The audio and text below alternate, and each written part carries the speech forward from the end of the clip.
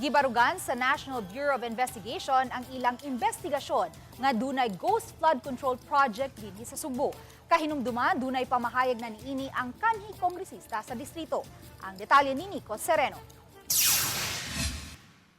Sa iyang pagbisita sa Sugbo niadtong Sabado sa pagbukas sa shipment sa mga smuggled cigarettes, napangutana usab si NBI Director Attorney Melvin Matibag sa estado sa investigasyon sa mga flood control projects. Matud niya, adunay duha ka giingong ghost flood control projects sa Sugbo. We have submitted already to the prosecutor po for their determination po ng reasonable certainty of conviction. Wala po talaga, based on the findings ng NBI, wala silang nakita po na proyekto. Opo.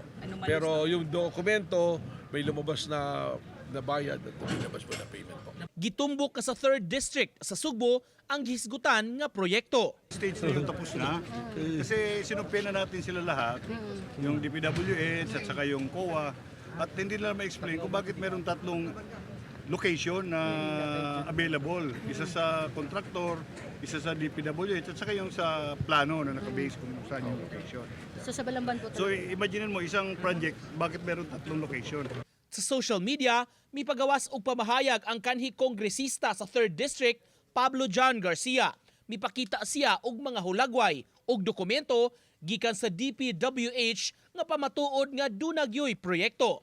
Matud niya, walay ghost project sa distrito kay napatuman kini na kumpleto og na turnover na. Nag-auhag si Garcia og joint re-inspection sa lugar sa taga-NBI, DPWH ug COA. Ug agig tubag kini ang pamahayag sa NBI. Pero the bottom line po dito, of course, they will be given a chance to explain. At ang sinasabi ko nga lagi, no one is above the law. So, pero hindi naman po natin sila sasabihin kagad na sila may kasalanan. Bibigyan sila ng pagkakataon na gumulong yung hustisya nang naaayon po sa ating pong proseso at batas po. Uban ni Cleofer Lumayag, Nico Sereno, Balitang Bisdak.